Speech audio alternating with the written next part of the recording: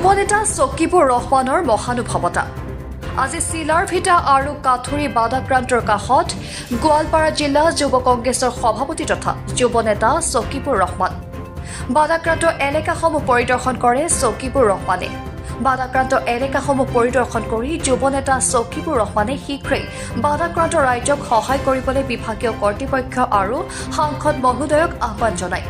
লগতে দীৰ্ঘদিনীয়া সমস্যা বানপানীৰ সমস্যা সমাধান কৰিবলৈ অনুৰোধ জনাই সামৰ্থ্য অনুযায়ী যুৱ নেতাগৰাকীয়েও বানাক্ৰান্ত ৰাইজক সামান্য সহায়ৰ হাত আগবঢ়ায়।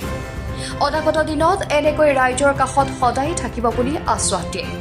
আমাৰ সাংবাদিকৰ আগত চকিবুৰ ৰহমানে কি ক'লে চাওঁ আহক আমাৰ এক বিশেষ প্ৰতিবেদন। এইটো আমাৰ জাগাৰ আমাৰ ঘৰৰ পৰা 7 কিলোমিটাৰ ডিষ্টেঞ্চ, এই অলপ পিছতে আমাৰ ঘৰ।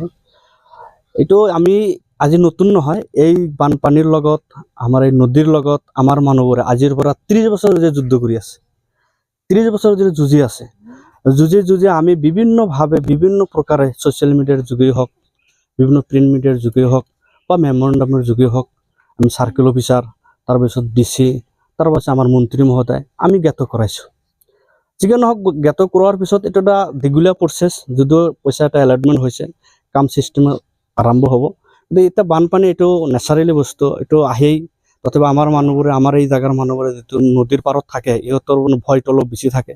আৰু নদীৰ যিটো ত্ৰাস, এই ত্ৰাসে আজিৰ পৰা নহয় গোটেই ভাৰতবৰ্ষ বা অসমতো ক্ষতিগ্ৰস্ত কৰি আছে।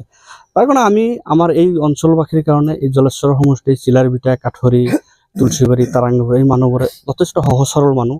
ইহঁতে যিমান কষ্টত থাকিলেও, যিমান কষ্ট পালেও ইহঁতে সংযম হৈ নিজৰ মাজত মিলা প্ৰীতি বজাই ৰাখি এই যুদ্ধৰ লগত, এই পানীৰ লগত, এই নদীৰ লগত ইহঁতে যুদ্ধ কৰি থাকে।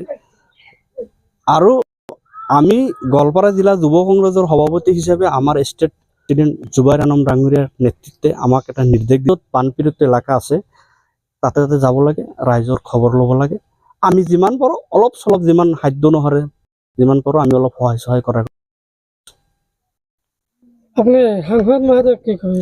আমি চিলাৰভিটাৰ যি 4-5টা ঘৰ ভাঙিছে আৰু যিবোৰ মানুহ, আমি আমাৰ সন্মানীয় MP মহোদয় ৰকিবুল হুছেইন ডাঙৰীয়াক আমি আপোনাৰ জৰিয়তেও হওক বা আমি ফিজিকেলি লগ পাই হওক এই বিষয়ে আমি জ্ঞাত কৰাম। এই মানুহবোৰৰ যাতে যিখিনি ক্ষয় ক্ষতি হৈছে যাতে চৰকাৰৰ ফালৰ পৰা গোটেইখিনি বস্তু আমি পৰ্যাপ্ত পৰিমাণে পোৱাৰ কাৰণে, দিয়াৰ কাৰণে আমি আমাৰ MP মহোদয়ক আমি ৰিকুৱেষ্ট কৰিম। তেখেতে DC আজি এই মাথাউৰি মোটামুটি 1 বছৰ হ'ল বনাইছে। তো আমাৰ এই গাঁৱৰ মানুহখিনি ইয়াতে পানী বাঢ়াৰ পৰা ইয়াতে আছে, কেম্প পাতি আছে। এতিয়ালৈকে চৰকাৰী ফালৰ পৰা হয়তো অলপ চলপ কিবা আহিছে। আৰু ইয়াৰ পৰা নদী একেবাৰে 300 মিটাৰ দূৰত নদী। এই নদীৰ পানী বাঢ়াৰ পিছত এই মাথাউৰিৰ বাহিৰৰ মানুহ সুবিধা হয়।